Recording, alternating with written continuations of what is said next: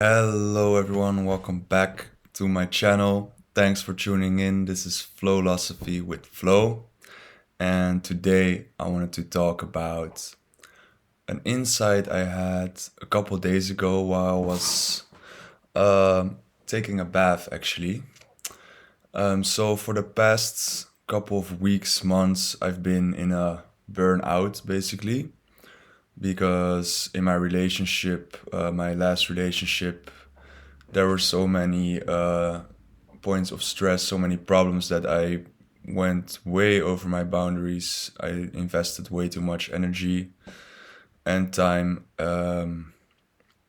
and I ended up taking on way too much responsibilities, and it weighed on me so much that I gained a massive sleep shortage, and I was doing way too much physically, but also the mental strain was really high for like a year, I think.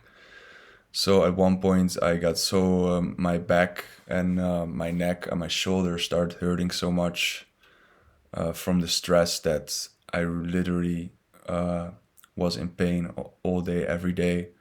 And at one point, I was like, I cannot do this anymore. And then I just decided to, together with my psychologist, I decided to take it really slow, to take it slow with work and with my studies that I'm doing. So that was like 3 months ago. And in that time, I had a lot of time to think and to reflect on life in general, on myself. And I've been just doing nothing, like a lot. I've just been trying to do nothing at all, just not anything that can stress me out. Okay, I've tried to do like fun things and stuff, but I used to have many distractions all the time to not face my thoughts or my feelings, like watching YouTube videos or being on my phone or whatever, playing games. But I try to minimize all distractions as far as I could. I also wasn't too hard on myself, but I tried to really do nothing a lot of the time. And when you do nothing, basically, you start. For me, I automatically thoughts start popping up in my head, and I get confronted with things I was already unconsciously maybe thinking about, but never had the time to actually work through, or never took the time. I mean, or never took the space to think them through. And as I started to do less and less, basically, I started to think about what life, what's actually the purpose of life, and what in our Western society, what we do with our time. So as I was taking a bath for the, yeah, I took a lot of baths in the past few weeks. So at one point I started wondering like, what am I doing here? Like I'm just doing nothing most of the days. I need to rest. I want to rest, and I want to recover because the pain is still not completely gone, but it's getting there. I'm getting much better, luckily, and I'm really happy about that. But I started thinking about like, what do I want to do with my life? What do I want to go to work every day? Do I want to be busy? Do I want to do artistic things? Do I want to do, how do I want to invest my time? Or is it even a good way to think in terms of time as an investment? Or is that already being caught up in like a capitalistic way of looking at your time and at your life? So I do these when I take baths. Sometimes I to rest and to really relax myself. I do kind of with the shower head. I put on the shower and I lie back with my eyes closed and my ears really near the line of the water. And I use the shower head to kind of create these sounds like these approaching watery like sounds to my ears, and then go from my ear, one ear to the other, and it's basically kind of ASMR, multi-sensory ambient live set that I do with myself, and it really helps me to calm down and really relax and really forget and let go of all the pressure that's in my head and in my body as well. And at one point I was thinking to myself, like, actually what I'm doing right now is I'm creating this basically this show or this form of entertainment or relaxation for myself. And I realized that at that point I was so in tune with the moment and with the present, to a level which normally in everyday life I barely ever get, unless it's a really special occasion. That I was thinking like, how much of the time we are so distracted with doing stuff or needing to do stuff or having to do stuff that we actually forget to be present in the moment and just be there and actually pay attention to what's happening, to what you're feeling, what sensations are around you, what beauty is in the world, or what beauty is in the people around you, or what can amaze you, or what how things look like. Just simply looking at a wall, you can see 1,000 different patterns and forms and images in just any simple wall. But we don't usually in everyday life, we don't stop to look at a wall, or we don't stop to look at anything much. We mostly just look at our phones or are caught up in conversations. And obviously when you like if you ever had psychedelic experiences, you notice that you suddenly start you look at a wall for an hour and you're like super amazed, like what I've never seen this before, this level of detail in the world around you. And while I was taking this bath, I was thinking to myself, in terms of this sudden insight came into me that the world is kind of like a museum, and we view the world as something. In our Western capitalistic ideology, we view the world as something to be exploited and to produce, and to create capital with, and to work with, and to be productive. We see the world as a means to be productive, and we see ourselves, our own bodies, and our own being as a way of being productive in the world.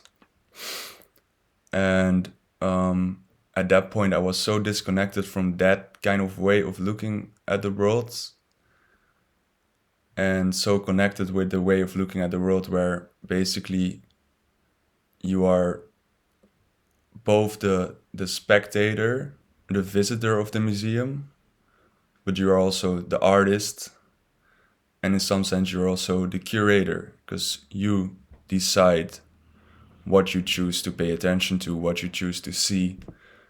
When you go on to take a walk outside, what do you look at? What do you take in? Which sensations do you consciously pay attention to and really admire? And at that point, I realized it's a really, for some people, it can be a really freeing, at least for me, it felt like a really freeing thought to see the world as a kind of a museum where basically you're constantly just taking in whatever it has to show you, and whatever beauty or whatever artistic value it has to show you, and you get to pick out what you like, and you get to create as well. For example, when you make a graffiti piece on the street or something, you add to the art that's present in the world. And or when you create anything basically, uh, or also when you make a YouTube video. And that got me thinking, in the sense that many times we get so caught up in our work and in our responsibilities that we think we have, and work that we think we have to do, and money that we think we need to make, that we kind of forget what the actual purpose of this world is, even though of course there's no absolute purpose, but what the purpose could be, instead of all those things that we think we need to do. So when you see the world, just try to see it for once. Just try to make this thought experiment, to see the world as a museum, basically, and to see yourself as the curator, as the visitor, but also as the artist. What can you see around you? What do you do to give yourself a good show? Or what do you do? How are you present? Which paintings are you looking at? Which artworks are you looking at? And also I got the thought that in museums you always have this little piece of text which is accompanying the artwork, and it gives like a certain interpretation or some background information or a judgment of the artwork itself.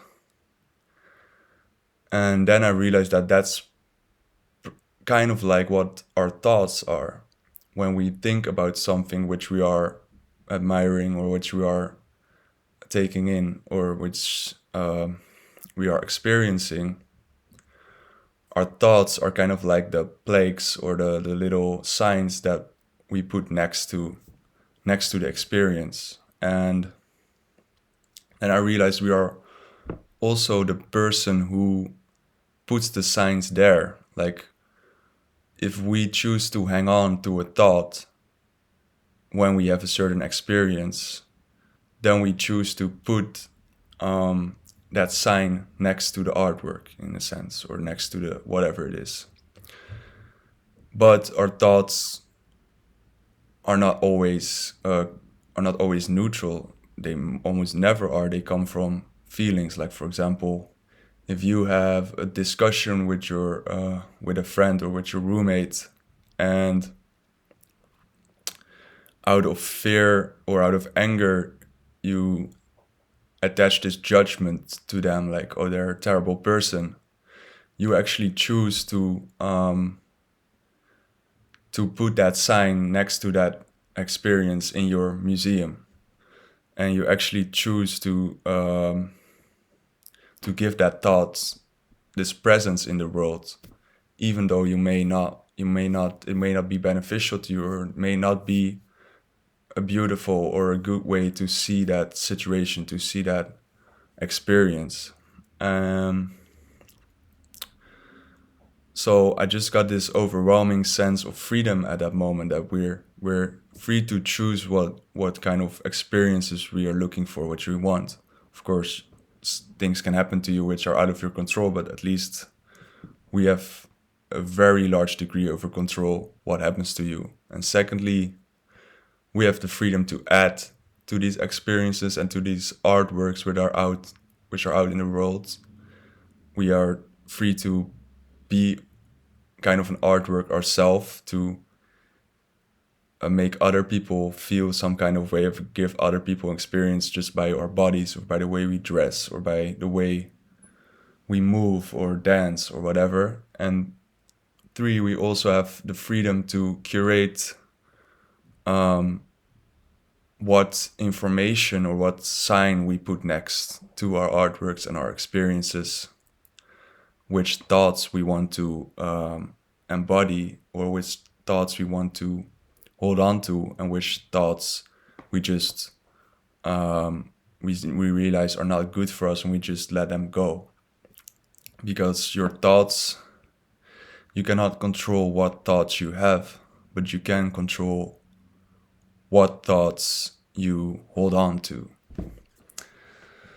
So yeah, when I started to have realized this, I felt this overwhelming sense of freedom and just this release of tension, because I realized that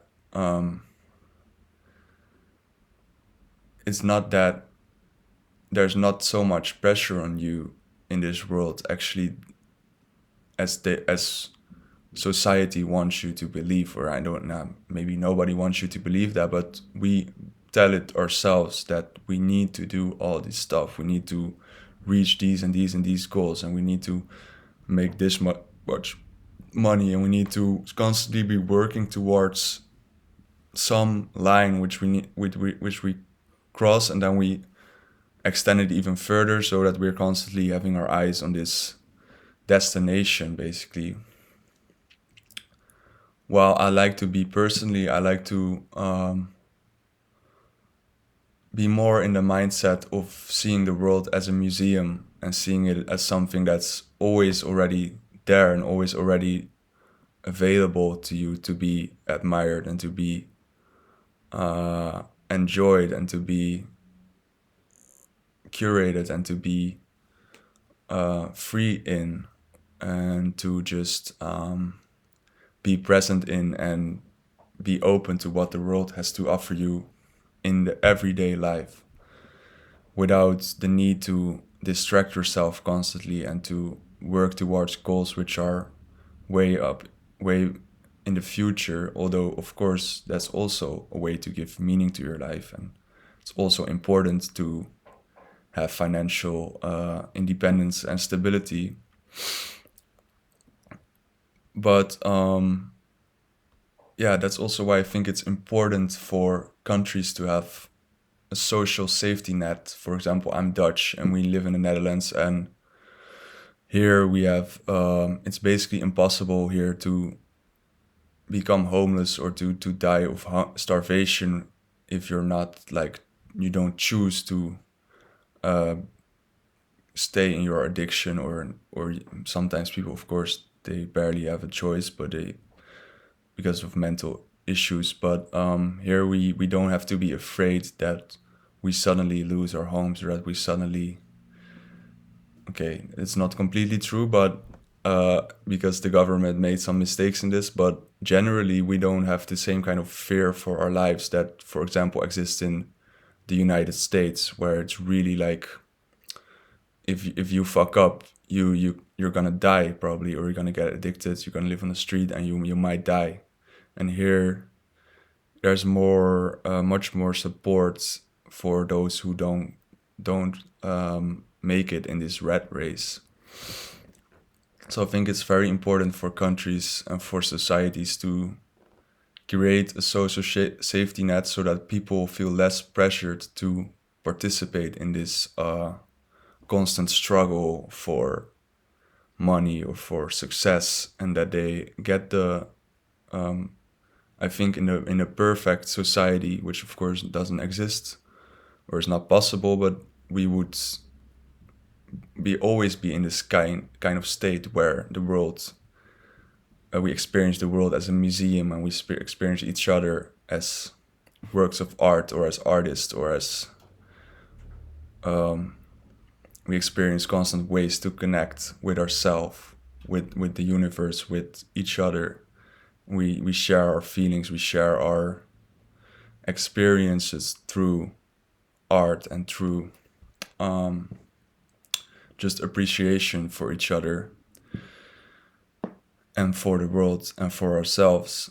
And yeah, I don't know what the actual conclusion of this video is, but I just wanted to share this insight, seeing the world as a museum and seeing yourself as both the visitor, the spectator, the curator, and also the artist, and maybe even the artwork as well, and maybe even the museum as well. Because in one sense, it's also all you. So yeah, that's just what I wanted to share with you all. I hope it can inspire you in some way, or maybe give you a means to look at your life situation differently, and maybe try to be more aware of the moments where where you are really present in the world, and where you're really seeing the world as this kind of constantly giving you presence, and giving you something to enjoy, giving you something to be in awe of. So I think that's being in awe and being present and admiring our surroundings. That's something we tend to forget or to lose when we grow up and we gain a lot of responsibilities. So yeah, that's just what I want to share today. I hope you found it interesting and enjoyed it. And yeah, this was Flow with Flowlosophy, and see you guys in the next video. Thanks for watching. Bye bye.